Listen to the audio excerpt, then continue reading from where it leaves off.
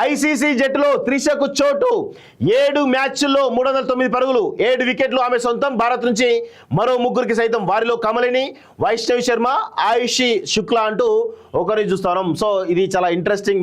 మన బిడ్డ, మన తెలంగాణ బిడ్డ, మనందరం కూడా గర్వించాల్సిన అవసరం అయితే ఉంది. ఎందుకంటే ఆమెకు ఐసీసీలో ఈరోజు ఆ చోటు కూడా దక్కింది అనే విషయం తెలుస్తోంది. అందులో మనందరం కూడా గుర్తుపెట్టుకోవాల్సిన విషయం ఏంటంటే, మనందరం కూడా గర్వకారణం ఆ అమ్మాయి. సో ఆమెకు మనందరం కూడా సపోర్ట్ చేయాలి. ఆమెను ఖచ్చితంగా చూడండి, భారత్ నుంచి మరో ఆ మహిళల అండర్-19 T20 వరల్డ్ కప్ను భారత్ వరుసగా రెండోసారి కైవసం చేసుకున్న విషయం తెలిసిందే.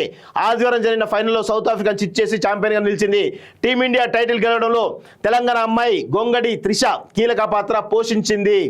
సో ప్రత్యేకంగా చెప్పనవసరం లేదు. ఈ క్రమంలో త్రిషకు అరుదైన గౌరవం దక్కింది. అండర్-19 T20 వరల్డ్ కప్లో అత్యుత్తమ ప్రదర్శన ప్లేయర్లతో కూడినటువంటి టీమ్ ఆఫ్ ద టోర్నమెంట్ జట్టును ఐసీసీ సోమవారం ప్రకటించింది. ఆ జట్టులో త్రిషకు చోటు దక్కింది. ఫైనల్లో త్రిష ఆల్రౌండ్ ప్రదర్శనతో అదరగొట్టింది. 3 వికెట్లు తీయడంతో పాటు 44 పరుగులతో కీలక ఇన్నింగ్స్ ఆడి భారత్కు భారీ విజయం కట్టబెట్టింది. టోర్నీ మొత్తంగా కూడా ఆమె అద్భుతమైన ప్రదర్శన చేసింది. టోర్నీలో అత్యధిక పరుగులు చేసింది ఆమెనే. 7 మ్యాచ్ల్లో 309 రన్స్ చేసింది. అలాగే 7 వికెట్లు కూడా తీసింది.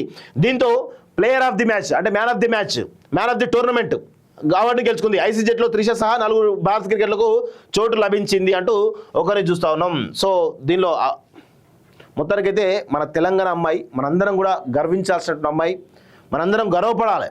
సో అందరం తెలంగాణ సమాజం, యావత్ తెలంగాణ సమాజం కూడా ఆమెకు అండగా నిలవాల్సినటువంటి అవసరం అయింది. ఎందుకంటే ఈరోజు మన తెలంగాణ రాష్ట్ర ఖ్యాతిని ఈరోజు ప్రపంచవ్యాప్తంగా తీసుకుపోతున్న దాంట్లో ఆమె యొక్క ఆట తీరు అవుతుందో దానివల్ల కొంత మన తెలంగాణ ప్రాంతమే ఈరోజు మనకు కొంత పేరు వస్తూ ఉంది. కాబట్టి మనందరం కూడా ఆమె వైపు, ఆమెను ఖచ్చితంగా అండగా నిలవాల్సినటువంటి అవసరం అయితే కనబడతా ఉంది.